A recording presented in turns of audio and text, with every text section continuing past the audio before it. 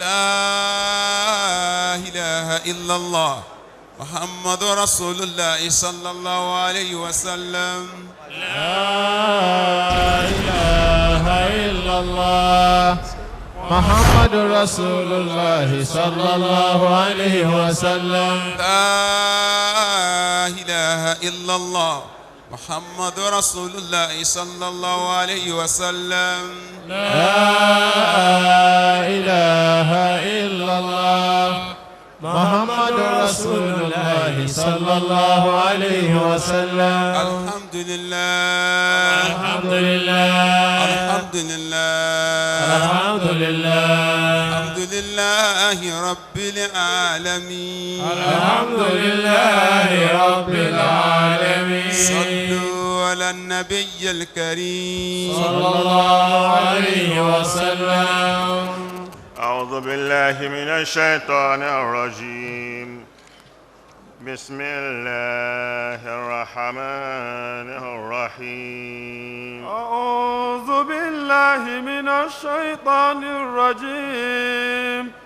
بسم الله الرحمن الرحيم. أعوذ بالله من الشيطان الرجيم. بسم الله الرحمن الرحيم. له ملك السماوات والأرض وله الدين واصبا. وله ما في السماوات والأرض وله الدين واصبا.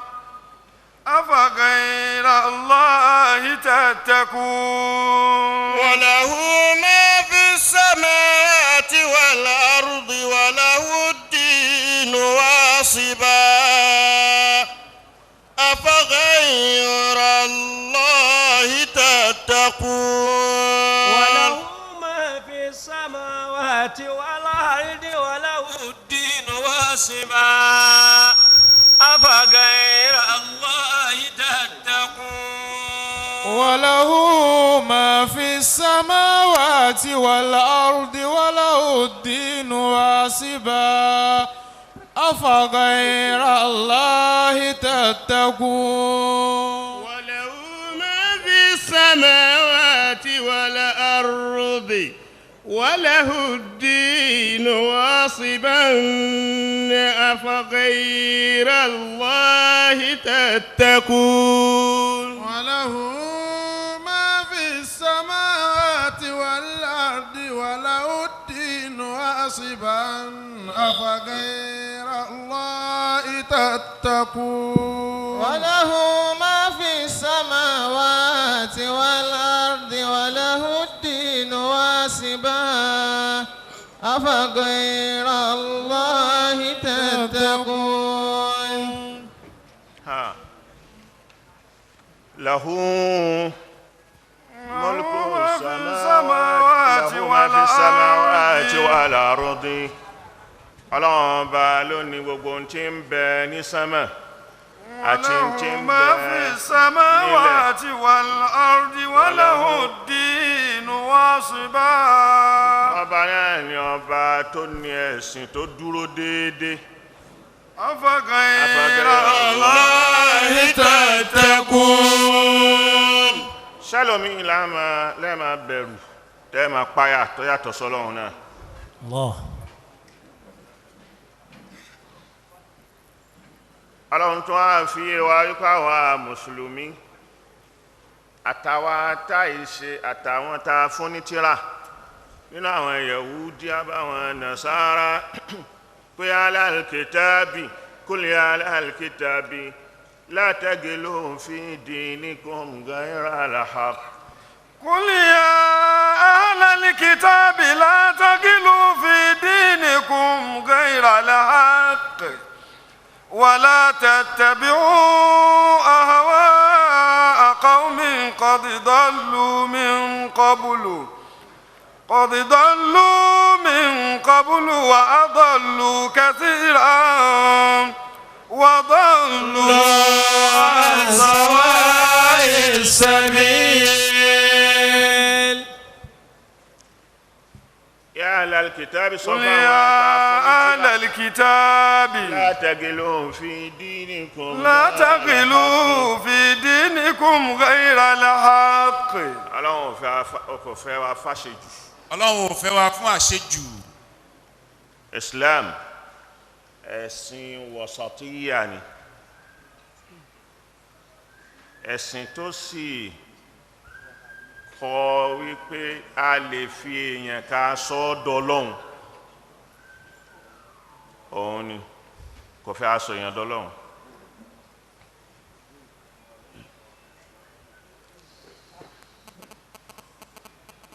Ọlọ́run ni قل يا أهل الكتاب تعالوا إلى كلمة سواء بيننا وبينكم ألا نعبد إلا الله ولا نشرك به شيئا ولا يتخذ بعضنا بعضا أربابا من دون الله وإن تولوا فقولوا اشهدوا بأننا مسلمون. قل يا أهل الكتاب تعالوا إلى كلمة سواء بيننا وبينكم ألا نعبد إلا الله ولا نشرك به شيئا ولا يتخذ بعضنا بعضا أربابا من دون الله فإن تولوا فقولوا اشهدوا بأننا مسلمون.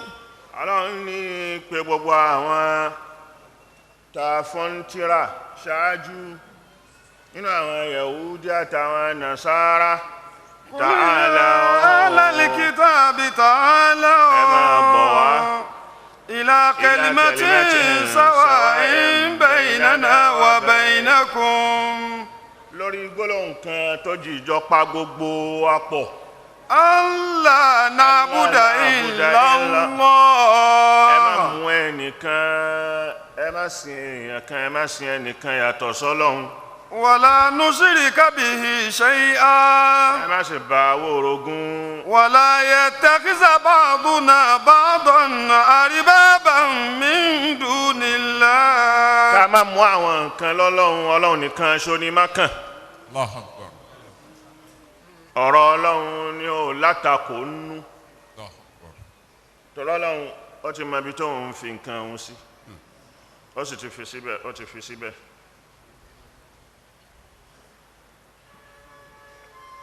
àwa ni àṣejù àwa mùsùlùmí pọ̀.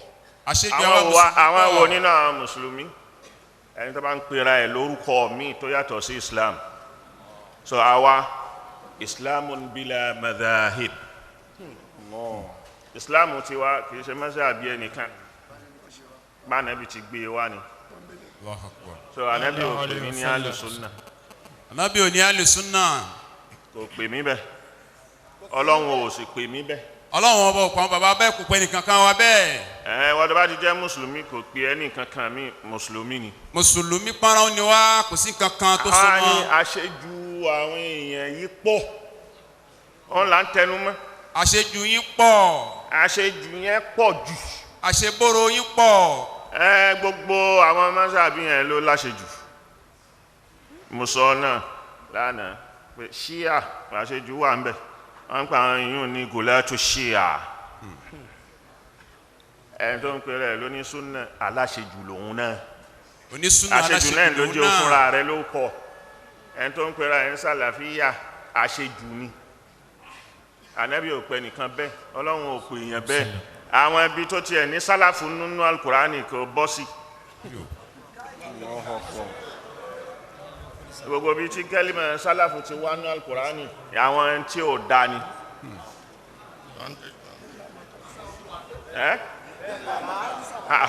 sọ ń gbà báwo lè ṣe fẹ́ fi alukurani lẹ̀ tó máa wá wípé kinní kan dákun bá ń ka tíra yìí níbi ìgbà yìí. àṣejù ṣíà pọ̀ àṣejù sálàfí náà pọ̀ alùsùnà àṣejù yín pọ̀. الغلاة من أهل السنة. الغلاة من أهل السنة. الحشوية المشبهة. مشبهة. الحشوية المشبهة. àwọn nǹkan ètè tí hashiwu mushabba tí wọ́n fi ń jọra wọn tí wọ́n fi ń jọ nǹkan so ọ̀dọ̀ àwọn alùsùnà iná ẹ ti sọ èèyàn ìmáàmù kan ẹ ti sọ di ọlọ́run kékeré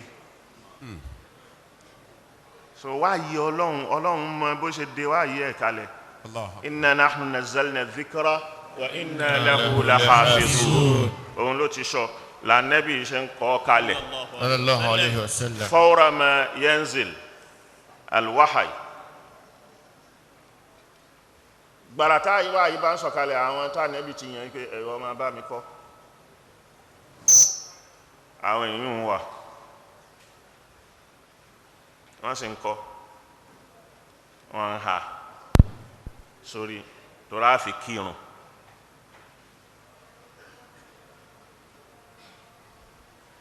so tá nẹ́bí bá sọ̀rọ̀ tó wá pé ma yantiqu anil hawa qadiyya musallama la yantiqu anil hawa illa ma yuha ilayhi illa wahyun yuha so wa ma yantiqu anil hawa àmọ́ ọ̀rọ̀ èyí tá ń rí ní ìsìn ojú ẹ̀kọ́ ni wọ́n kọ́ o Allahu Akbar. so hawa ashabul ahwa wọ́n ti sáwọnú àwọn ọ̀rọ̀ tí wọ́n ń pè má nẹ́bí pé òun ló sọ so àwa gbé sí manzila wáyí tí ó wà madbut tí ó lákọọ́lẹ̀ lójú ànẹ́bí sallallahu alayhi wa sallam tó sì pàṣẹ pé kí wọ́n kọ́ la taktubu anni shay'an ghayra al-Qur'an faman kataba gbogbo wa náà lágbà pé hadithun sahih àbí bẹ́ẹ̀ni àdísì yẹn lálàáfíà ẹ má kankan kan yàtọ̀ sálù Kùránì. àwọn máa lo àdísì sẹ́ problem wọn ní pé wọn lágbọ́yé wọ́n sì ń jà fówó ni wọ́n ń jà fún yín pé wọ́n lọ fẹ́ máa gbowó ẹ máa lọ dàlú yín rú bí wọ́n ṣe ń da gbogbo ayé rú èyí ní sọ̀rọ̀ kan tí mi bá nídìí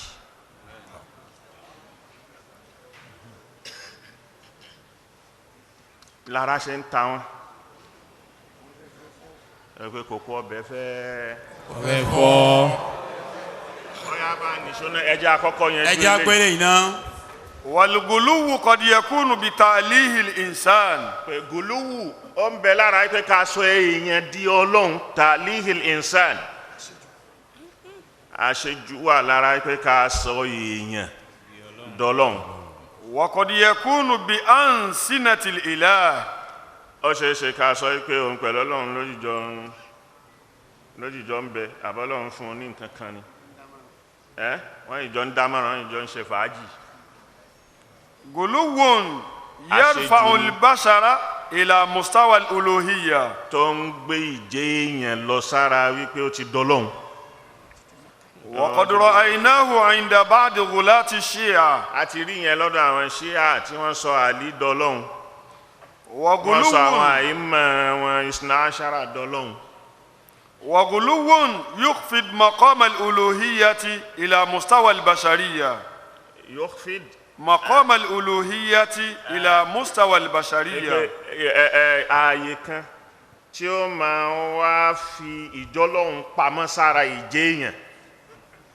وهم الحشوية àwọn èèyàn غلاة أصحاب الحديث. wọ́n ń pè wọ́n ní alhashawiya gulatu أصحاب الحديث. àwọn aládìsí. وهم ينسبون إلى أهل السنة. àwọn èèyàn ni wọ́n ń pè wọ́n ní ahlus sunnah. الذين يتبرؤون منهم كما يتبرأ الشيعة من كل من أله إماما. so sunna gan bọ́ra kúrò lára wọn gẹ́gẹ́ bó ṣe bọ́ra kúrò lára ọ̀dọ̀ àwọn ṣíà fún gbogbo ẹni tó bá mú ìmáàmù kan tó sọ ọ́dọ̀ Ọlọ́run pé àwọn agbọ́dọ̀ fẹ́nu kan ni wọ́n ń bú ni ó wọ́n ń ṣá ni ó asahul kutub ba'da kitabillah. ta ló sọ bẹ́ẹ̀ ṣọ́lọ́run ló sọ bẹ́ẹ̀ àbá nẹ́bì pé lẹ́yìn alukurani yìí o mo tún ní nǹkan míì tí mo fi ránṣẹ́ sí yín òun ni lẹ́yìn kurani yẹn nǹkan míì tí mo tún fi ránṣẹ́ sí yín gbàgbọ́ tó wá sọ pé tírà ẹnìkan ni yóò wá látọ̀dọ̀ ìmáàmù kan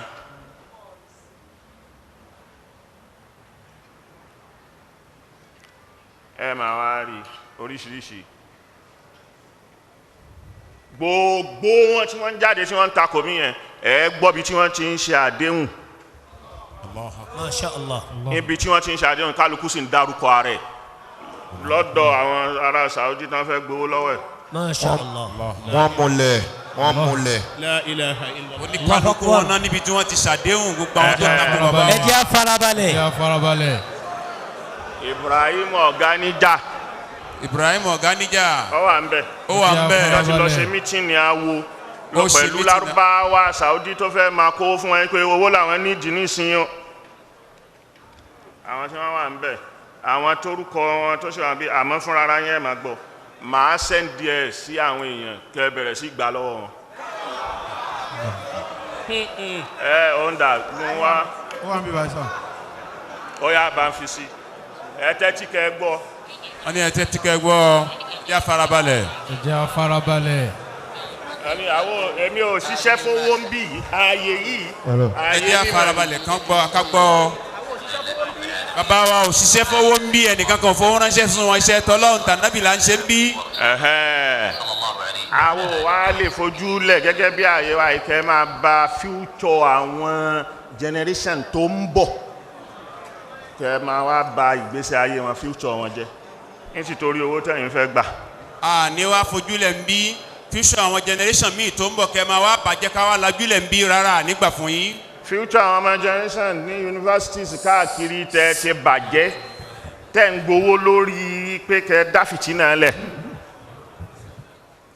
mo sọ ń jọ òun mo ní àwọn Boko Haram yẹn wọ́n sì wà nù kíní káàkiri àwọn nìyí wọ́n ní ẹ lọ́ọ́ dalú yín rú àwọn náà sì ń ṣe áádù pé èmi lágbájá ọmọ lágbájá nígbà tí mo ń ka tírà kan àwọn tírà kan mo ti ń kà tẹ́lẹ̀ nísìn mo ti wá ka tírà Albani mo ti ka tírà Usaimin mo ti ka tírà Bin Baz mo ti ṣe kínní mo ti wá rí i pé ọ̀nà sálàfí lọ́nà o. àmọ́ gbogbo nǹkan tá à ń sọ yìí tá à ń lọ bá tẹ́ bá ti ṣe tán owó la nídìí. Allahu Akbar. tẹ́ra àwọn kan tí wọ́n ń gbowó lọ́dọ̀ yín chicken ni wọ́n fi ń jẹ àmọ́ àwọn ò ní fi jẹ chicken táwọn rí owó náà dáadáa kíjọba mọ àwọn tó yẹ kó bẹ̀rẹ̀ sí í mú nílẹ̀ Yorùbá yìí torí pé wọ́n padà dá fìtínà lẹ̀ òun náà náà fi sọ pé ọ̀rọ̀ ẹ̀sìn ní ọjọ́ kí ni ó fẹ́ dá fìtínà lẹ̀ ọ̀rọ̀ tí èyí ṣe tuntun sẹ́mi ni mo kọ́kọ́ bẹ̀rẹ̀ ẹ̀ tuntun ní pé sọ̀hí Buhari o kò sí sọ̀hí ihò ń bẹ̀ tán gbogbo ẹ̀kọ́ ló lálàáfíà tán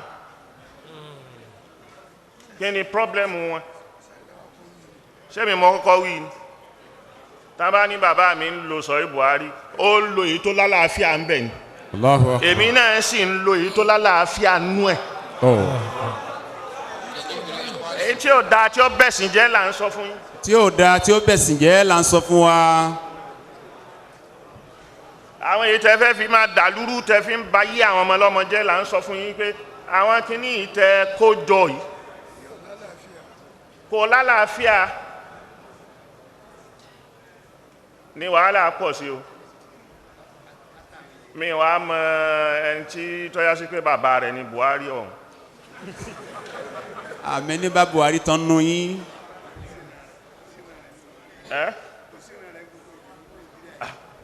èmi ò mẹ́rin tí wàhálà rẹ̀ wá pọ̀ tí ó bá já sí pé kòkó ọbẹ̀ fẹ́ ó fẹ́ fọ́ bá dànù. ń kílè kíní mi ẹ jẹ́ tẹ́tí ẹ gbọ́. tí ẹ gbọ́ díẹ̀. أن يقدموا لكم هذه المادة لقاء مع السلفيين في نيجيريا. الحمد لله رب العالمين وأشهد أن لا إله إلا الله وحده لا شريك له وأشهد أن محمدا عبده ورسوله صلى الله عليه وعلى آله وصحبه وسلم تسليما كثيرا. أما بعد، ففي ليلة الاثنين الموافق ل26 من شهر شعبان لعام 30 inú ṣàbánù ni o ẹni tó gbówó wá ló ń sọ̀rọ̀ yẹn o torí láti ilẹ̀ rọra dá dúró díẹ̀. àwọn ọ̀rọ̀ mi ti bẹ̀rẹ̀ sí jáde ńlọrin láwọn àwọn mọ̀nà sábàtì kiri tí mo ti ń ju ọ̀rọ̀ yìí kalẹ̀ gbà níkọ̀ọ̀kan níkọ̀ọ̀kan.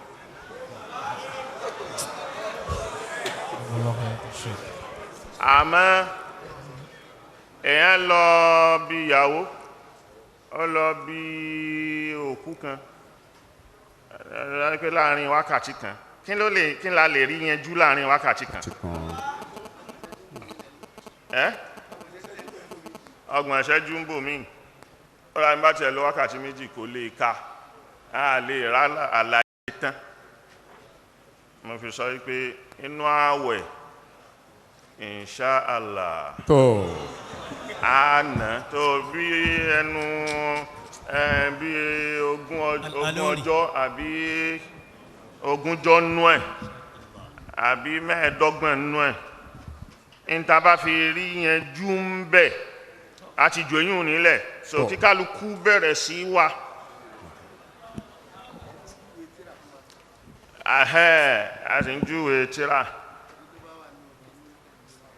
so ẹ̀yán ní ẹ̀yìn gbogbo website tí mo ń lọ yẹn àwọn ṣíà lónìí àwọn ṣíà ok tó bá yẹ pé ṣíà lónìí tí ṣíà bá sọ òótọ́ kan làwa nígbà òótọ́ ni ní títorí pé ṣíà kan ló sọ ó sì jó òótọ́ ní ká má wàá lò ṣe rí pé gùláàtù táwọn wínú ni àwọn aláṣejù aláṣelé ọyá nìṣó. تشرفت بالاجتماع مع بعض إخوتي السلفيين في دولة نيجيريا بولاية لاغوس أعزها الله تعالى بالتوحيد والسنة. اتفقت مع الإخوة على أن أجري معهم لقاء عن الدعوة السلفية في نيجيريا وعن ما تمر به من مشكلات والمقترحات التي يقترحونها لنصرة إخوانهم في الدعوة السلفية في نيجيريا. وأول ما نبدأ به إن شاء الله تعالى سؤال بعض الإخوة بعد أن يعرف كل واحد منهم باسمه، سؤالهم عن الدعوة السلفية، ما مفهومها لديكم وكيف تعرفتم على هذه الدعوة المباركة؟ الحمد لله والصلاة والسلام على رسول الله وبعد. يسرنا أن نجتمع مع مشايخنا وخاصة الشيخ عبد العزيز الرئيس والشيخ حمد العتيق. نتشرف بقدومكم إلى هذه البلاد ونحن نريد أن نبدي بعض الأشياء التي نعانيها في هذه البلاد مما يتعلق بالدعوة السلفية وكذلك بعض المشاكل التي ọmọ nàìjíríà kan ló ń sọ̀rọ̀ ni ẹni wọ́n kọ́ sọ̀rọ̀ lákọ̀ọ́kọ́ àlejò tó dé tó gbowó wọn wá ní wọ́n fẹ́ gbowó lọ́wọ́ ẹ̀ àwọn tí wọ́n ń ṣe tẹ̀kírìrù fúnnu ni àwọn tí wọ́n ń ṣe rìpọ́ọ̀tù fúnnu ni pé ibi tá a bá ṣe dére o owó ń kọ́ o àtúndì owó tí ó tẹ̀síwájú. لما تعرفنا على دعوة السلفية من خلال كتب مشايخ الدعوة السلفية مثال الشيخ الألباني رحمه الله تعالى والشيخ عبد العزيز بن عبد الله بن باز والشيخ صالح بن عثيمين منذ أكثر من 10 سنوات أيام كنا في المدرسة تأتينا مثل هذه الكتب والمؤلفات. أنت مفافايو torí kele máa gba lásìkò lọ ohun wọn lẹ ń gbọ́ ni ohun wọn lẹ ń gbọ́ ẹ yẹn. wàá gbọ́ ń wàá sẹ́ndì ẹ̀ sí káàkiri ẹ máa gbà á lọ́dọ̀ àwọn èèyàn sọ wípé èmi ni mo sẹ́ndì ẹ̀ sí yín láti rí di wọn láti fẹ̀ di wọn gbogbo ibi tí wọ́n ń lọ wọ́n yà lè sámọ́ lọ́hùn lọ́wọ́ ẹgbẹ̀rún sáàmù wọn. ẹgbẹ̀rún sáàmù wọn kò lè sámọ́ lọ́hùn lọ́wọ́. lópin ìgbà tá a bá lórí òdodo tìlú bá dàrú ọmọ ò ní rí bàbá rẹ̀ mọ́ ìyá ò ní rọ́mọ mọ́ gbogbo kíní ò ní rí kíní mọ́ ẹ bẹ̀rẹ̀ gbogbo fìtínà. àwọn ẹlẹ́sìn kírísítẹ́nì wọ́n ń lé koko mọ́ wa wípé ẹ má jẹ́ kíní wọ́n fẹ́ déko àwọn Boko Haram yẹn àwọn kíní wọn àwọn pé kò sí tó jọ ẹ má kán má bẹ̀rù kán má ṣe kán má mọ̀ ó nìyí ó nìyí ẹni tó lọ gba àkídà sàlàfíà ò sínú mọ́sáàbù gidi kò sínú mọ́sáàbù tá ànábì adárúkọ pé kíní kan sàlàfíà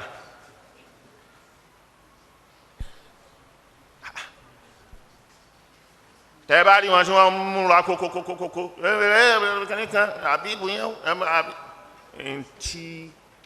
ìntọ́ àlàbẹ́ ni torí pé wọ́n mọ̀ pé tí ń bá sọ̀rọ̀ àwọn èèyàn ò tẹ́tí sọ̀rọ̀ mi.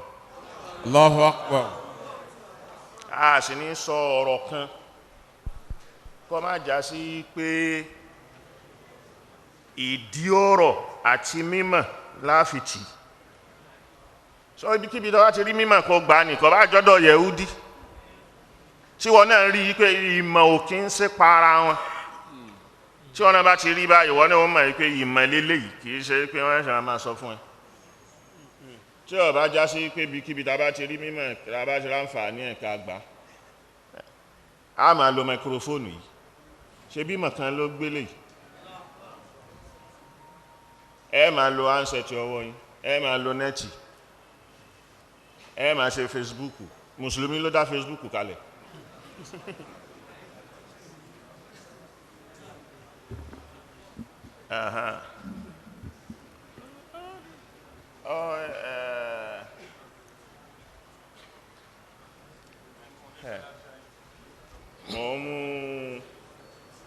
mo kàn fẹ́ ka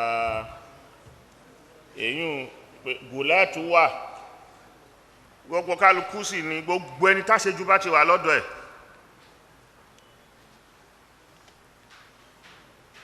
ẹnìkan máa ń pé rọ́fù màlámì ìwọ́dá rí pé màlúùmù gan ni ọ tẹ́lẹ̀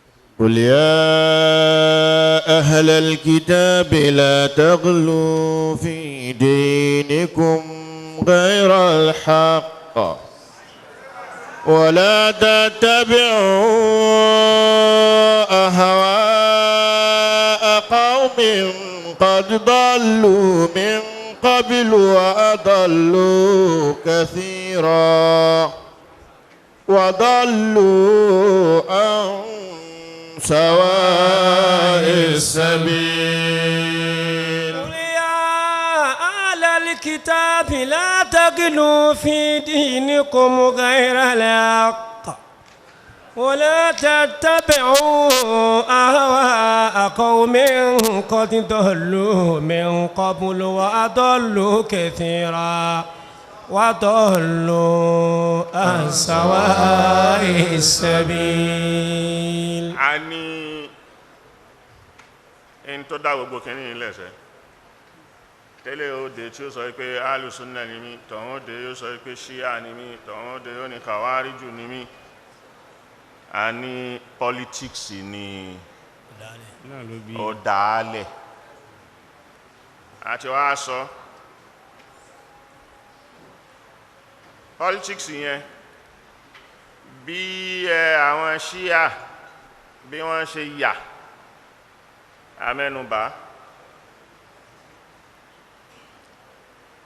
níbi báyìí akidatul imama lọ́dọ̀ àwọn ṣíà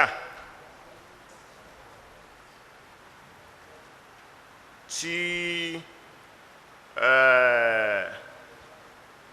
hadisi tá mú wá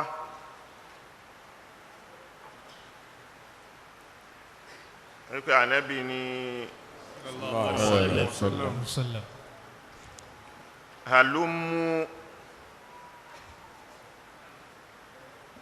bí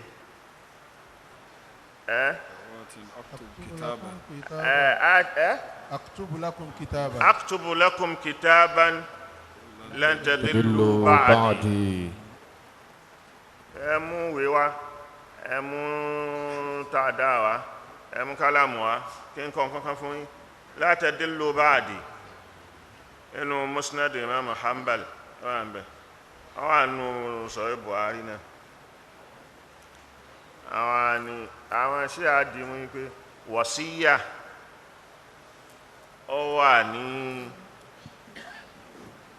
lànẹ́bì fẹ́ kọ ok ànẹ́bì fẹ́ kọ wàsíyà kọ́kọ́ wàsíyà ṣe al-khilafatu ìjẹ́ khalifa ṣe pẹ̀lú wàsíyà ni an bi shura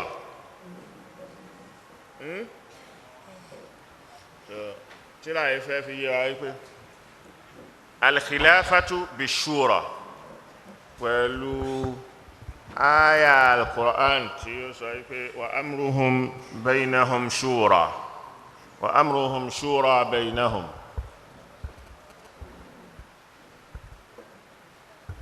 so ìjẹ́ khalifa yẹn bí shura ni shura ló bẹ̀rẹ̀ ní ìbẹ̀rẹ̀ shura náà ni àmọ́ tí yẹn Umaru Abubakar ló ń dá yẹn fún rẹ̀ ìgbà tí Umaru fẹ́ lọ ó pe oyin èèyàn mẹ́fà 6-man committee pé ẹ̀yin yìí ẹ lọ ṣe ètò bẹ́ẹ̀ ṣe lẹ́yìn so ìpanupọ̀ ṣúra náà làwọn mùsùlùmí fi ṣe béyà fún Ali lẹ́yìn Usman ẹjá sí pé àwọn tí wọ́n takò àwọn tí wọ́n ṣe béyà ẹnu wọn Muawiya khuruj ala al-imam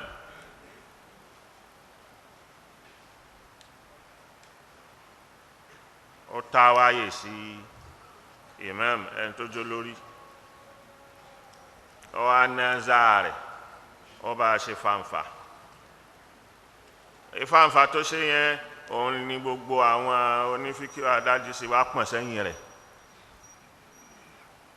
náà fi sọ pé ittifaqul jamaa so àwa tẹ̀lé súnnà olóńbẹ lára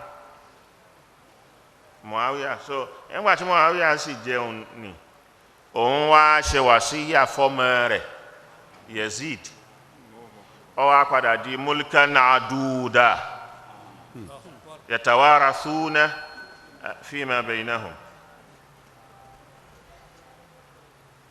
so ìjọ tó ṣe wàsíyà tó mú ọmọ rẹ̀ Yazid lọ sí Medina Maka tó wá ní pé káwọn Talhat àti Zubair àti Aisha àti Abdullahi ibn Abbas àti Abdullahi ibn Amr tó ní kí wọ́n wá ṣe bẹ́ àfọmọ́ òun kí wọ́n gbà fún kalẹ̀ ẹ̀ntà Aisha wí ní pé àwọn àgbàlagbà méjì tó ṣáájú rẹ̀ bẹ́ẹ̀ kọ́ ni wọ́n ṣe wọ́n àfọmọ́ wọn sí àwọn àgbàlagbà méjì tó wí ní náà ni Abubakar àti Umar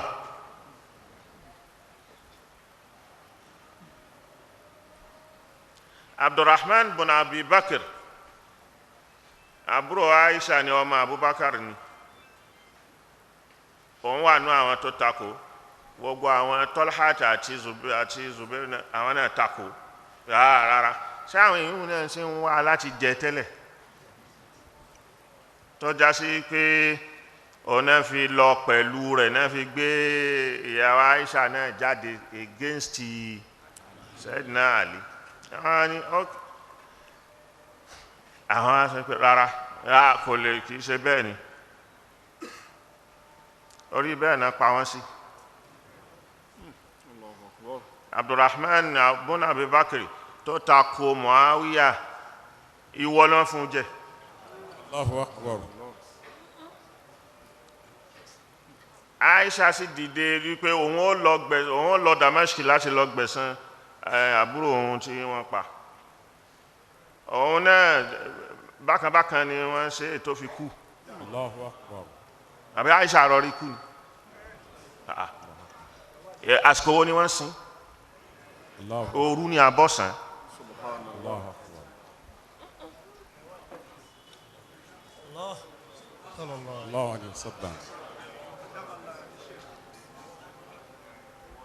Látàyè Muawiya ló ti di muqara'atul hujja bis-sayf tó bá takò pẹ́rẹ́ ìdání hujja kan Ànábì wí Kùránì wí kò sí tó kan gbogbo àwọn àfáà sì dákẹ́ wọn wò wọ́n sì kún.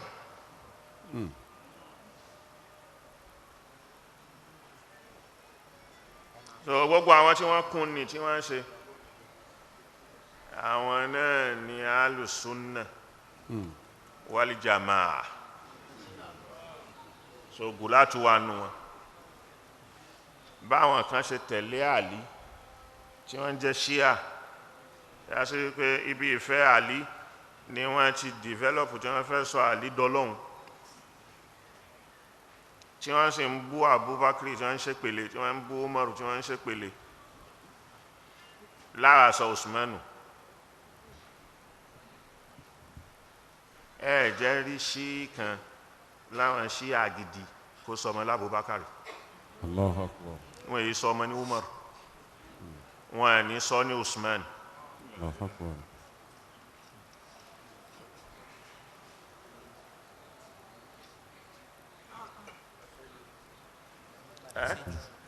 Ṣé ẹ máa ń pé ibi tí siyasa ibi tí politics gbé wọn dé nù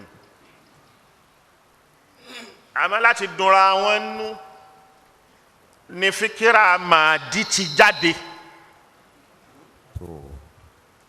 Àwọn sí à ń dunra wọn nú ní pé ok nǹkan tó bọ́ lọ́wọ́ àwọn yìí náà fi ń hun àdìsí. So gbogbo àwọn sí à ò gba àdìsí Buhari wọn gba Buhari wọn àwọn náà ní àwọn ruwatu àdìsí wọn lọ́tọ̀. Wọ́n yẹ fi sọ̀rọ̀ Buhari ṣiṣẹ́ wọ́n yẹ fi kútùbù síta wọ́n yẹ lò torí wọ́n ti máa ń pé àwọn Sunni ló lélẹ̀. So àwọn náà ní àdìsí wọn wọ́n ní bí wọ́n ti gba àdìsí wọn. So àyè bí ìgbà àdìsí àti ìrọ̀ àdìsí àwọn tó ń rọ àdìsí àwọn Sunni wọ́n rọ àdìsí dáadáa bẹ́ẹ̀ làwọn Ṣíà náà ń rọ hadith. Níbi rírọ hadith lọ́rọ̀ fíkra Mahdi wípé sayati fi akhir zaman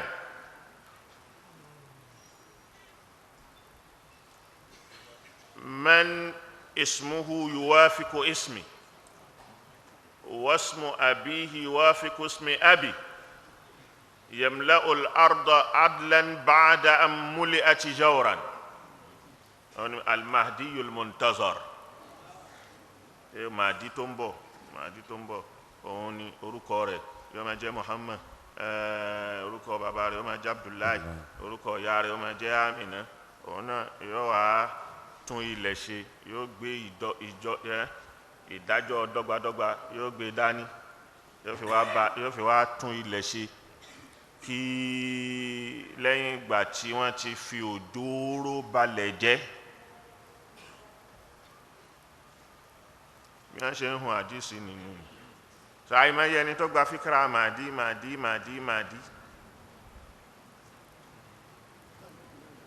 Ṣé Ànábì náà ló sọ yìí nù? Lẹ́yìn náà nígbà tí Muawiya àtijọba Amawiya fẹ́ wó tó wó tíjọba Abbasiya gbà dọ́là Abbasiya tó take over àwọn Abbasi ni àwọn náà ni wọ́n ń lo almusta'anu billah almustaqimu billah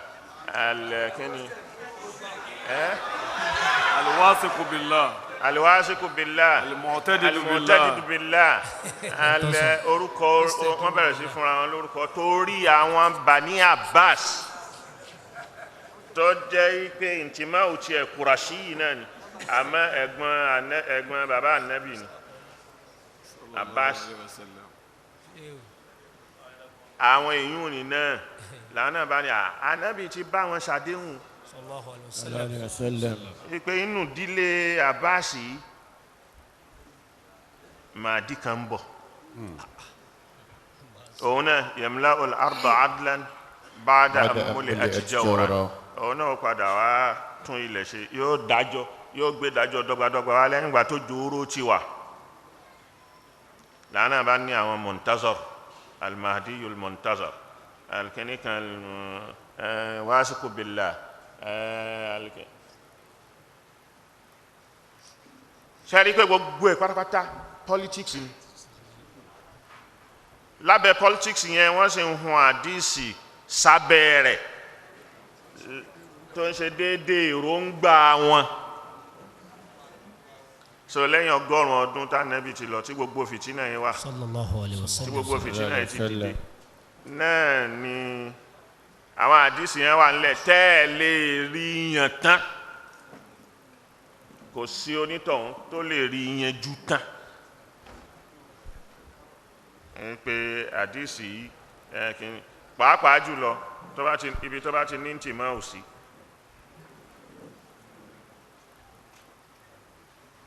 ibi tó bá farati sí farati sọ́dọ̀ àwọn ṣíà àdísì yẹn tó ń bá ti lò òun ó gbà bẹ̀ àwọn alùsùnnà máa wá takò wípé rárá irọ́ ni wọ́n ń pa tọ̀hún náà pé irọ́ ni wọ́n ń pa bó tilẹ̀ òun kó rí bọ́rọ̀ wọn ti rí nù ní òun náà ló bí al-firakul islamiyya gbogbo àwọn sect tó ṣẹlẹ̀ lórí theology so bá ń kà á lọ حياكم الله. عقيدة الإمامية عقيدة الإمامية الخلافة وصية وعهد الخلافة وصية وعهد àkọọ́lẹ̀ ní mú khilafa wá عن ابن àti عمر àdéhùn ahida ilayhi pé yóò kọ́ọ́lẹ̀ pé mo gbé kinní yìí fún lágbájá ahidtu ila fulan bun fulan òun ni wọ́n máa fi ń pè yí pé waliyul ahad crown prince ما شاء الله waliyul ahad الخلافة وصية وعهد وعهد عن ابن عمر رضي الله عنهما قال قال عمر sọ wípé قال رسول الله صلى الله عليه وسلم Ànábì sọ wípé لا يزال هذا الأمر في قريش ما بقي منهم اثنان ọ̀rọ̀ ajẹ́ àlífà yìí kò gbọdọ̀ jáde nù Kùrẹ́ṣì nígbàtí Kùrẹ́ṣì ò bá parẹ́ tán ما بقي منهم kódà اثنان tó bá jẹ́ pé èèyàn méjì péré ló ṣẹ́kù nù Kùrẹ́ṣì والمقصود بالأمر هنا هو الخلافة in tó gbà lérò rìwáyà Ibn Mas'ud in tó gbà lérò ní pé ìjẹ́ khilafa وقريش هم ولد فهر بن نادر بن كنانة àwọn الذين Kùrẹ́ṣì ìran wọn ni wọ́n ń tó bọ̀ nì يرجعون بأنساب آبائهم إليهم àwọn tí wọ́n fi látọ̀dọ̀ ta ni àkọ́kọ́ ولد فهر بن نادر بن كنانة Kinana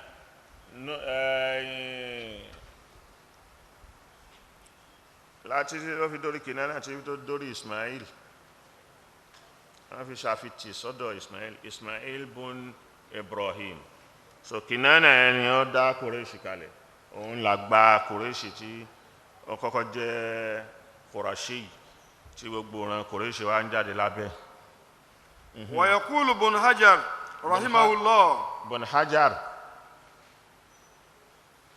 rahimahullah ó ní ذهب جمهور أهل العلم إلى أن شرط الإمامة أن يكون قرشيا ẹ̀rí pé gbogbo ẹnu ọ̀pọ̀lọpọ̀ gbogbo ẹnu kálukú kò sórí pé ẹni tí ó bá jẹ́ ìmáàmù nínú ẹ̀sìn ó gbọ́dọ̀ àbí tí ó jẹ́ khalifa ó gbọ́dọ̀ jẹ́ ìran Quraysh. wa qayyada dhalika tawaifa pé májẹ̀mú ni Quraysh wa qayyada dhalika tawaifa bi ba'd Quraysh. àwọn ìpín kan sọ pé kì í ṣe gbogbo Quraysh, àwọn apá kan nu Quraysh ló gbọ́dọ̀ jẹ́, kì í tún ṣe gbogbo Quraysh. fa qalat ta'ifatun, àwọn míì sọ àwọn ìpín kan tún sọ pé la yajuzu illa min waladi Ali, kò gbọ́dọ̀ jẹ́bi kan àyàfọ́mọ Àlí. wa hadha so qawlu àwọn Shia. ọ̀rọ̀ Shia lẹ́yìn ni pé ẹnìkan ò ní jẹ́ khalifa lẹ́yìn ìgbà tó bá jẹ́ Qurayshi, kì í ṣe gbogbo Qurayshi, ó gbọ́dọ̀ jẹ́ ọmọ Ali, ọmọ Sayyidina Ali, ó gbọ́dọ̀ jẹ́ ìran rẹ̀ ìpín ìrandíran rẹ̀. thumma ikhtalafu ikhtilafan shadidan ibi tí wọ́n ti yapa ẹnu nìyẹn. fi ta'yin ba'd zurriyyati Ali. làwọn míì fi wá ń pé àwọn àrọmọdọ́mọ Ali làwọn máa yàn, ìyẹn àwọn Shia. so àwọn Shia yẹn a máa yàn àrọmọdọ́mọ Ali kódà bí ó tiẹ̀ kápá ẹ̀ ṣàgbésí. wa qalat ta'ifatun, ibi tí ìmáàmù ti di pé ilé tó bá ń jẹ ìmáàmù àwọn nìkan máa jẹ, ló délẹ̀ Yorùbá náà, ló dé gbogbo ilẹ̀ Haúsá.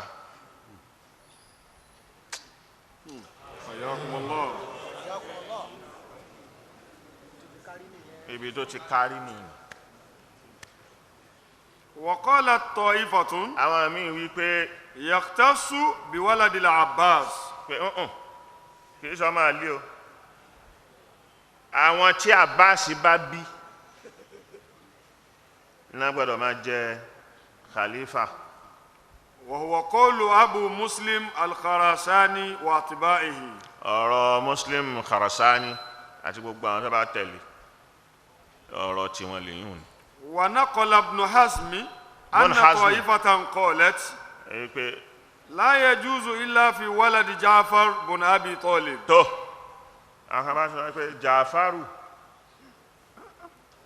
ni Ibn Hazmi gba yìí ni wá pé wọ́n ní kò tọ́ sí ẹnìkan àyàfà àwọn ọmọ àrọmọdọ́mọ Ja'far bin Abi Talib. Ja'faru ni ẹni tí Ànábì fi ṣaṣojú lọ sí Habasha tó yá ṣe pé ńgbà tí ó padà ìgbà tí wọ́n ṣe Khaybara tán ló darí l'Ànábì fi ń yí pé ayul amrayni afrahu am qudumi Ja'fara am bi fatihi Khaybara. èwo nú ọ̀rọ̀ méjèèjì láàmà yọ sí. àbí qudumi Ja'fara am bi fatihi Khaybara. dùnnú sínú ọ̀rọ̀ méjì tó ṣẹlẹ̀ ṣé ti Jáfàrù tó darí dé yìí láti Habasha ní ta dùnnú sí ni àbí ṣíṣí Khaybara ta ṣí Khaybar, èwo la dùnnú sínú méjèèjì ló tó dùnnú sí. Ja'far bin Abu Talib yẹn òun ni wọ́n ní òun yẹn gan-an àwọn ọmọ tí ẹni lórí òun yẹn wọ́n pa sínú ogun Uhud àbí Ja'far rárá Ja'far kọ́ kíní ni Hamza ni wọ́n pa sógun Uhud. so Ja'faru òun ó wà ní kíní òun darí nígbà Fatihu Khaybara náà. wa qalat ukhra, àwọn míì ní fi waladi Abdul Muttalib, pé ọmọ Abdul Muttalib, àwọn yẹn ní inú Qurayshi o, àwọn èèyàn ní kí wọ́n máa jẹ khalifa. ṣé ń rí gbogbo fanfa yìí láti gbà náà ní tí àwọn Muawiya dálẹ̀ tọ́dọ̀ bá yá sí pé àyìn Àlí jẹ́ bó ṣe yẹ gẹ́gẹ́ bí jùmùhúrù gbogbo wọn àwọn mùsùlùmí jọ́nà tí wọ́n panu pọ̀ tí wọ́n ṣe bẹ́ẹ̀ fún tóun ọba nẹ́ẹ̀zá ẹ̀ nǹkan kan ò ní ṣẹlẹ̀ àmúbo làlí gan fẹ́ tó fẹ́ bá a dé kí ni ó ṣe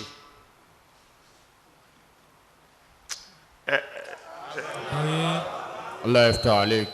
mo ti ń gbà tó ti di kíní ó ti di pátì àwọn kan ti lọ báyìí àwọn kan ti lọ báyìí àwọn míì dúró kálukú wa ń wá ẹ̀rí pé ànábì sọ báyìí ẹ bá ń wò ó ànábì sọ pé kíní kan ẹ dákun ẹ bá ń wò ó ànábì ti sọ pé èmi ni yóò fi sọpọ́ọ̀tì ààrẹ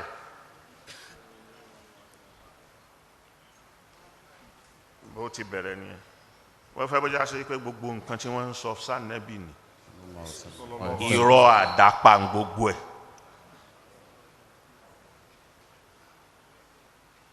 ibi tí fìtínà míì ti bẹ̀rẹ̀ nìyẹn tádìsì tí wọ́kúwọ́ bẹ̀rẹ̀ sí wọ hadith tí kálukú sì ń ṣe bìnẹ́ mẹ́sàn àbí fíkíù rẹ̀ lé lórí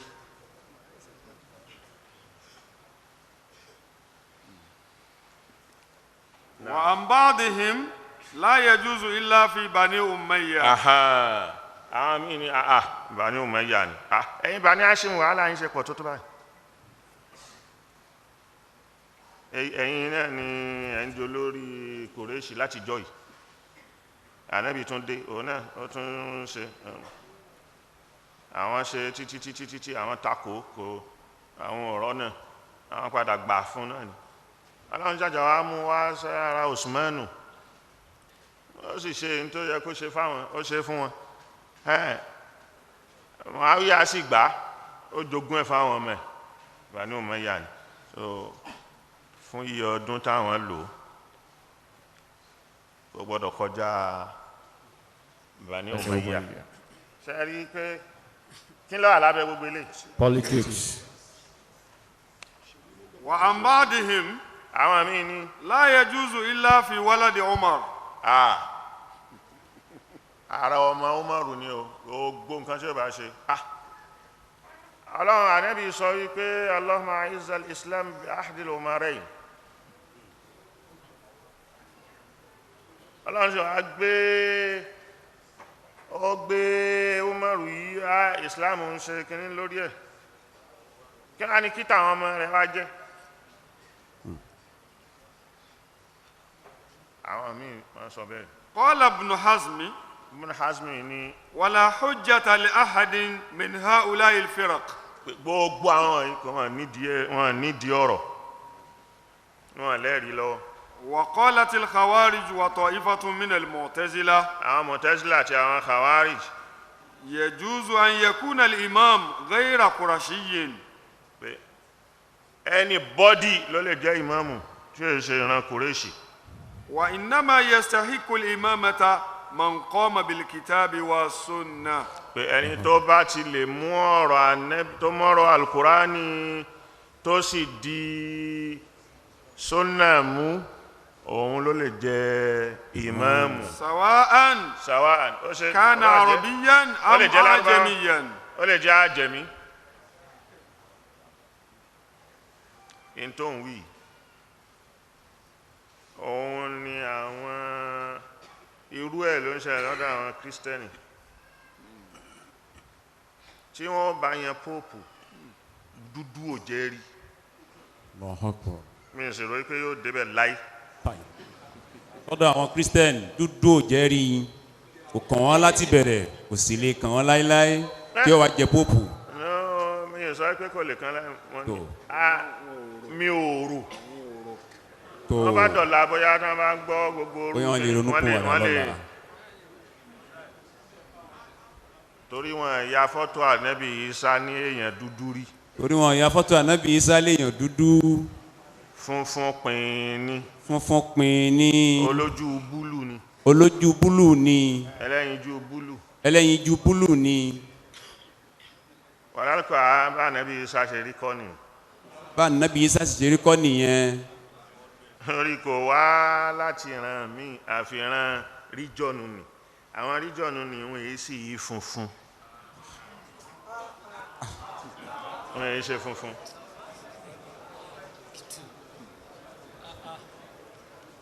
bọ́n ti rí nù tẹ́bá rí funfun nù wọn nísìn àwọn tó mixi ni tẹ́bá lójú búlù ní Egypt lójú kìíní àwọn tí wọ́n mixi mọ́ wọn nígbàtí Faransé wá lò wọ́n ní Mansoura àwọn tó mixi mọ́ wọn ní Alexandra nígbàtí Greek wá lò wọ́n àwọn tó mixi mọ́ wọn ní kíní ẹ̀rí àwọn tí bí wọ́n ti rí wọn bí Lárúbáwá Saudi ti rí tí ò mix bẹ́ẹ̀ ni gbogbo ríjọ́nù yẹn rí so kò sí onírun funfun kò sí onírun funfun irun golden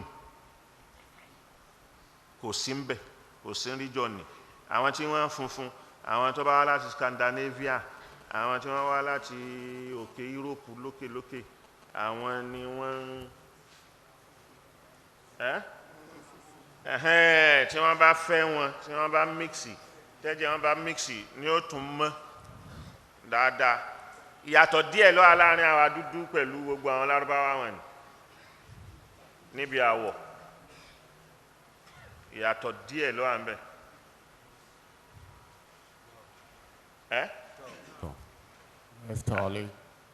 tẹ́mi náà bá wọ kí n tí bá dàrú mọ́ wọn tí bá wà láàrin wọn wọ́n ní mọ́ bí tí mo ti wá wọ́n lè rò wípé Aswan ni mo ti wá Anwaru Sadat àti region Aswan ló ti lọ ńgbà mo lọ ní ńgbà kan ní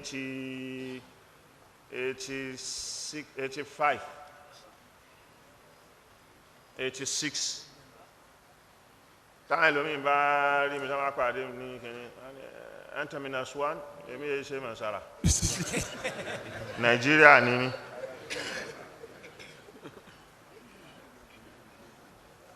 bí wọ́n ti rí ìyàtọ̀ díẹ̀díẹ̀ ló wà láàrin wa láwọ̀ ẹlòmíì inú Nàìjíríà gan nú Yorùbá bó bá pupa dáadáa yóò pupa yóò bá wọ àárín wọn sí wọn ní dàmà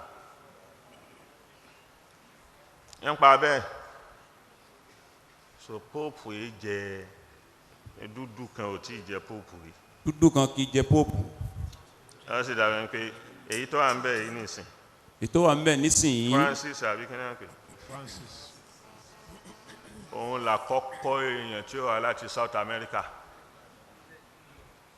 tí ó jẹ́ wọ́n yìí jẹ́ ni wọ́n àti ẹ̀ ní mú so àwọn eléyìí wá ní Ibn Hazmi ní àwọn Mu'tazila àwọn sọ wípé يجوز أن يكون الإمام غير قرشي ṣebí Islam ni ẹni tí ó jọ lórí Islam tó jọ lórí gbogbo mùsùlùmí ibikíbi ló lè ti wá إنما يستحق الإمامة من ṣùgbọ́n kó ṣàjà sí pé ó mọ Al-Qur'ani dáadáa ó sì mọ ìlànà Ànábì سواء كان عربيا أم أعجميا kò bá jẹ́ Lárúbáwá kò bá jẹ́ elédè àjẹmí وبلغ درار بن عمرو Dirar bin Amr فقال sọ wípé تولية غير القرشي أولى kẹlòmíì tí ẹ jẹ́ ló lálàáfíà tí èjì Kúráṣí لأنه يكون أقل عشيرة torí pé òun nìran ò ní pọ̀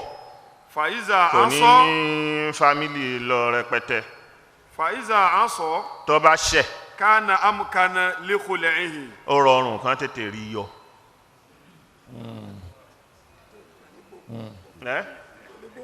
kò ní gbòǹgbò ńlẹ̀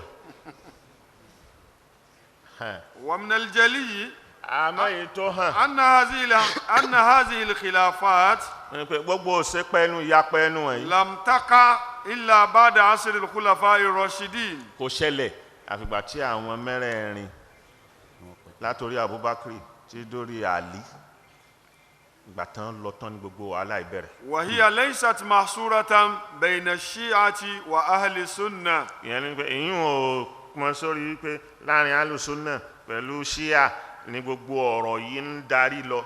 ولكنها شاعت بين الفرق الإسلامية èyí كلها. ò káàkiri gbogbo àwọn firaku islamiyà sect ni. وصارت bí فصلا. alùsùnà ti ń tọ́ kàwáríjù ń sọ ní màtúrídíyà ń sọ ní ṣíà ń sọ ní kàwáríjù ń sọ ní gbáǹsọ làwọ ń sọ kọ̀dáríyà ń sọ gbogbo kálukú ló fẹnu sí gbogbo kálukú ló sì ní ìyapẹ ẹnu lọ́tọ̀ọ̀tọ̀. وصارت فصلا ثابتا في أدبياتها. òun ni ó wá jẹ́ pé odidi péèjì kan odidi kílẹ̀ ń pè fọ́sílẹ̀ ثابتا chapter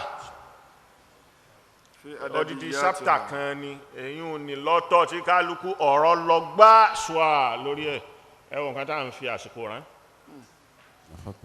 mùsùlùmí ẹ̀ngbà politics dé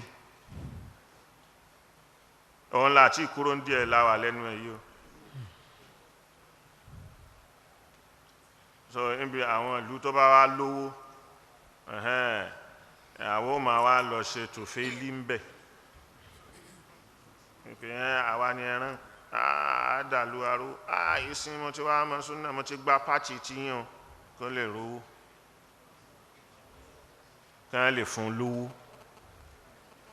tí wọ́n bá níbi kan táwa ti lọ gbowó ni mú wá jáde àwọ̀ wà mú tiẹ̀ jáde. tíbi kan bá wà táwa ti gbowó tá a fi ń ṣe gbogbo ìta ń ṣe yìí mú jáde káwá mú tiẹ̀ náà jáde. àwọn ìmọ̀ ń para azari náà azari ò lówó tó ná fún yẹn azari ò lówó tó lè ná fún yẹn tí wọ́n náà bá ní ni àfi tó bá máa fún ẹni tí wọ́n ná ni pé wọ́n lè rán àwọn àfáà jáde gẹ́gẹ́ bí wọ́n ti rán àwọn eléyìí wọ́n rán wọn káàkiri ayé àwọn ni wọ́n ń sanwó wọn tí ẹni pé wálé tí wọ́n máa gbé fún wọn kò sí síbi táwọn èèyàn ni ò lè gbé ó jẹ́ ní oko ni àwọn kan kó wọn lọ Ṣakí wọ́n wá kó àwọn ọmọbìnrin tí wọ́n àwọn ilé ní kádàmà àwọn ilé ní kí wọ́n máa ṣe bọ̀ ìsìn wọn anakumula ṣé mi ṣàṣọ́jú. ayakumullah ayakallah. Allah ta'alik. àwọn àti ọba sílé kéwú tí tó dángájíá tí ó kó wọn sí kàn jókòó kàn máa ń ṣe fàájì. àmọ́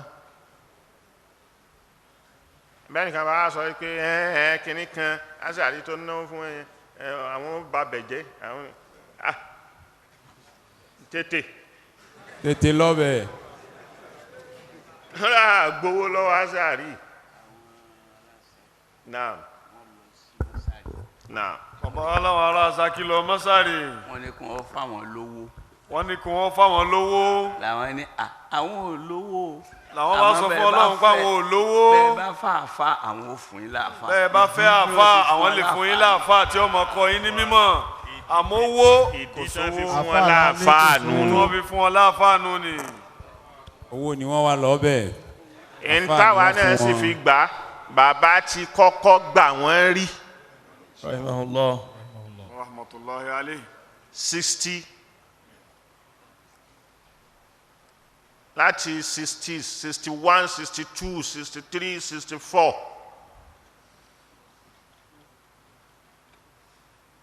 àwọn tí wọ́n wá Haikal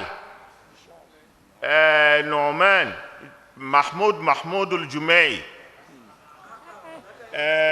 Haikal ni òun ló ya kíní ṣìárù Markasi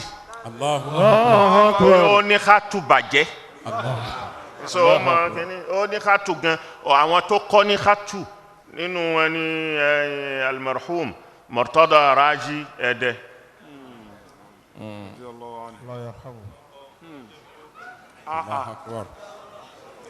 gbogbo ọgbà yẹn tí wọ́n dé ní ilé tó wà lẹ́gbẹ̀ẹ́ tó wà lẹ́gbẹ̀ẹ́ pẹ́ńsínìmà tí wọ́n ń pè ń bólúkẹ́ ilé tí bàbá gbà fún wọn tí wọ́n dé sí tí wọ́n ń gbé nù ní níjọ́ náà ilé yẹn nìkan pẹ̀lú ilé sinimá nìkan ló wà ládùúgbò yẹn. Hayyakumullah. so nígbà tí wọ́n sì padà yá bàbá yọ̀ǹda wọn yìí pé àwọn kan wọ́n lọ. wàhálà wọn pọ̀ àjàdìẹ àjẹ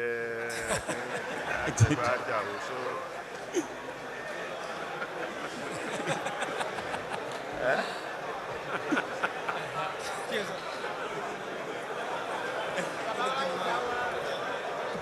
àmọ́ ń gbà tí in tó jẹ́ kí n gbà wọ́n padà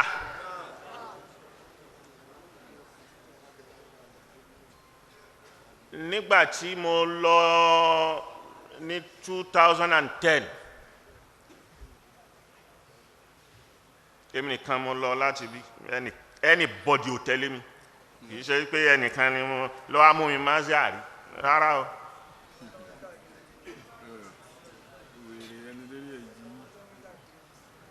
mo lọ mo sì lọ Sheikh Tontowi ló à ń bẹ̀ ń gbà náà Sayyid Tontowi.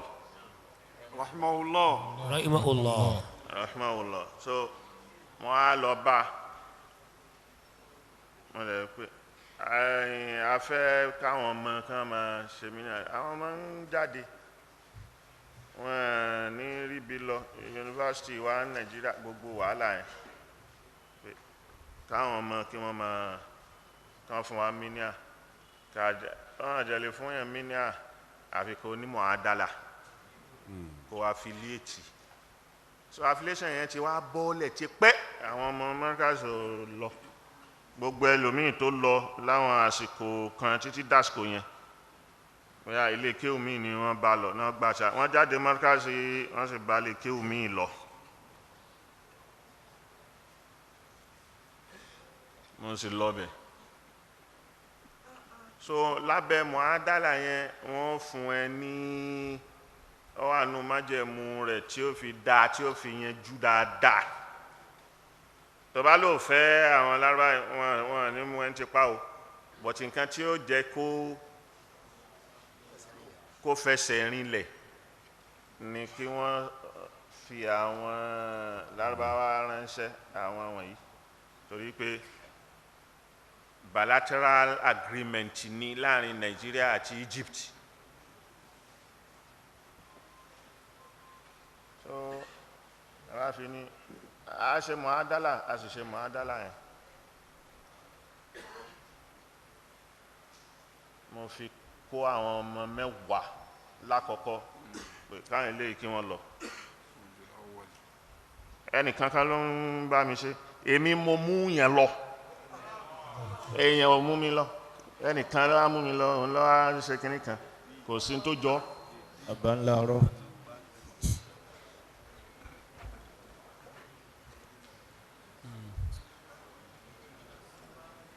omi ìfẹ́ yà síbi ibẹ̀ yẹn. Hayakallah. Torí rọ̀fọ̀rọ̀fọ̀ ẹni tó fẹ́ ẹni tó sọ̀kalẹ̀ pátápátá tó ń wá ẹni tí òun ó jìjọ máa ṣe kan fàǹfà tí ó wàá sọ onítọ̀hún kalẹ̀ sí lẹ́bù làákàyè rẹ̀. Allah yaftah alayk. tó làákàyè tèmi ti ga ju gbogbo mi. Alhamdulillah. Hayakallah. So bó bá a ṣe gbà wọ́n padà nù.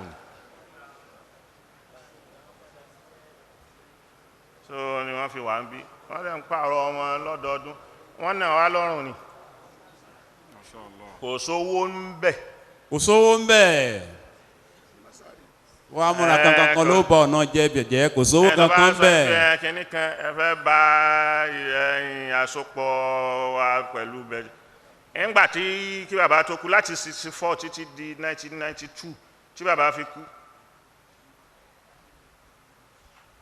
ọmọ wo ni wọ́n tún rán lọ bẹ̀ ẹni tí ó bá wá fún rẹ̀ ló ń wá lọ lárúbáwá wo ni wọ́n gbà síbí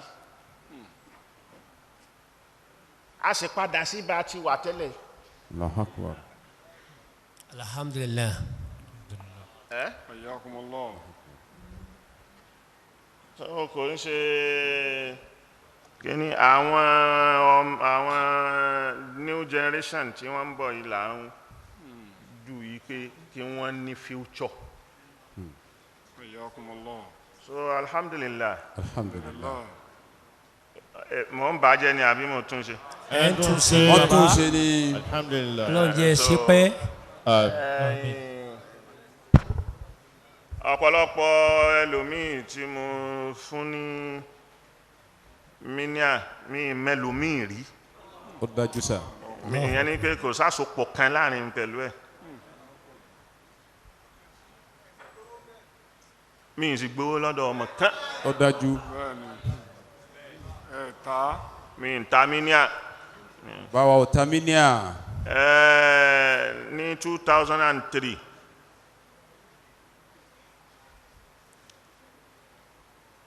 Haji Kabiru Sayuti tó wà ní Kuwait ń jọ́nà. Ó rí míníà kan, ó sì pè mí.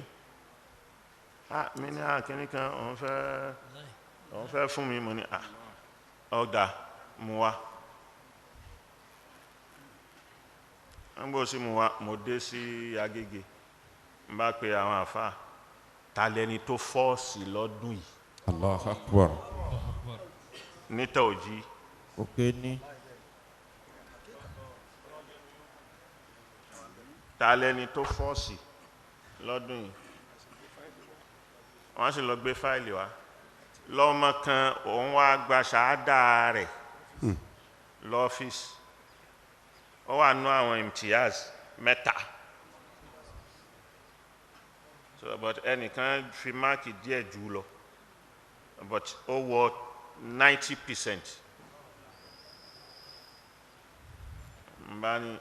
Nàbà ni ìkan wà nú wọn tó ń rìn bẹ́ẹ̀ tó wà. Káàkiri.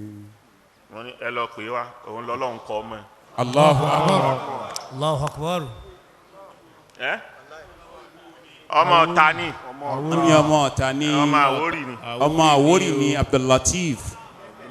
Abdullatif Usman. Abdullatif Usman. Ó ti wà ń bẹ̀, ó ti parí lìsẹ́ǹsì ẹ̀, ó tún bá májísítérì lọ. Allahu Akbar. So ní Kuwait ìlú owó sí ni. Allahu Akbar.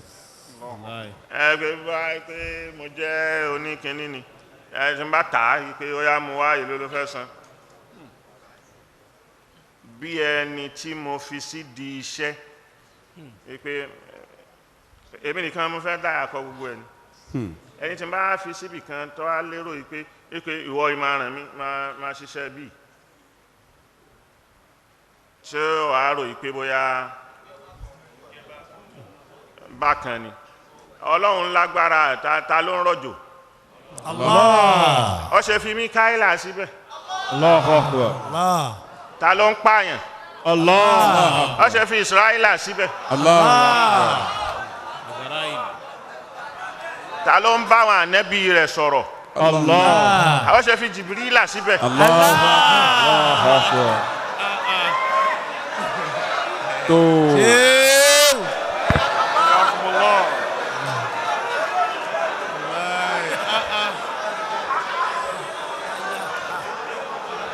Tá bá sáyìn iṣẹ́ fún yẹn kan. Jẹ́ farabalẹ̀. A fún ok ìwọ wà ń bí. Ìwọ wà ń bí máa délédè wa máa ṣiṣẹ́ fún wa la wí. Kì í ṣe àìlèṣe. Báwo iṣẹ́ aláwàmọ́yà. So wọ́n ti ọmọ mi wọ́n ti dá lọ́nà níbi Wọ́n ti dọ́mọ mi lọ́nà. Níbi tí wọ́n sọ dọ ìkówó jẹ.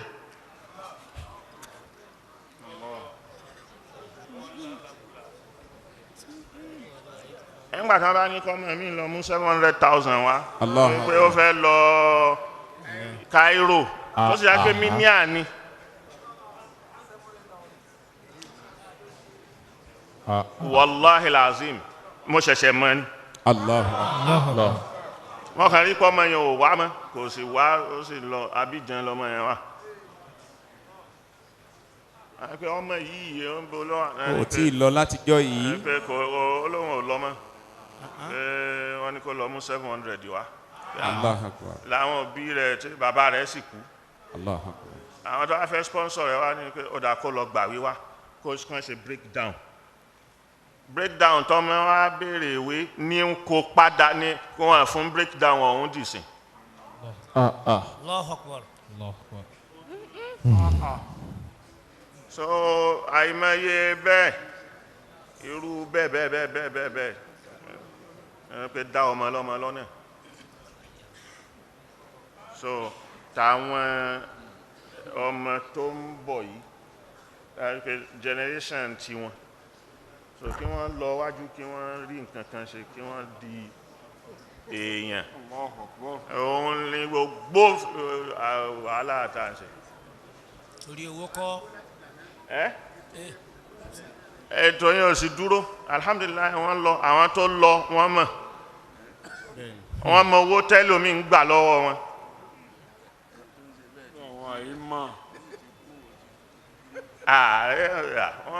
Bàbá ẹni tí ó ṣerú ẹ̀ kò sí jókòó wáyé. Allahu Akbar. Masha Allah. Masha Allah. Masha Allah. Èmi ò láwọn bìtọ́nà tó sùn lára. Alhamdulillah. ẹlòmíì mo lè máa wò ó.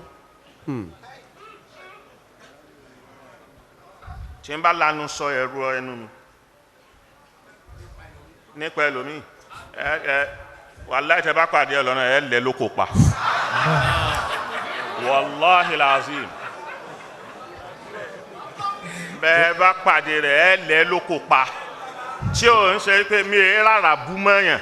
Mo ti rí nu. That's why èmi ì fẹ́ sọ̀rọ̀ èèyàn lẹ́yìn màá ní ẹ jẹ́ ó wá. ẹ jẹ́ kó ẹ lọ pè wá. kí n sọ lójú ẹ̀ ìbéèrè tí n bá fẹ́ béèrè lójú ẹ̀ ni kí n béèrè. ẹ bá rí bẹ́ẹ̀ tí ò bá rí bẹ́ẹ̀. wọ́n sọ.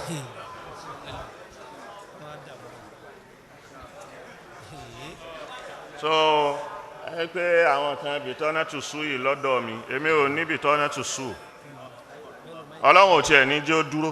Àmín. ọlọ́run ó yọ fódà. Àmín ya Rabb.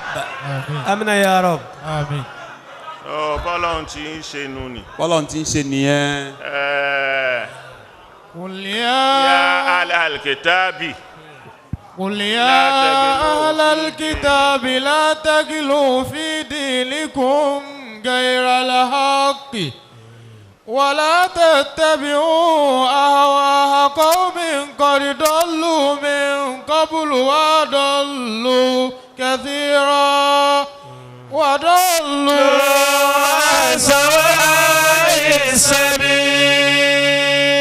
سبحان الله أبيض سبحان الله العظيم سبحان الله وبحمده سبحان الله العظيم كلمتان خفيفتان على اللسان ثقيلتان في الميزان حبيبتان إلى الرحمن سبحان الله وبحمده سبحان الله العظيم.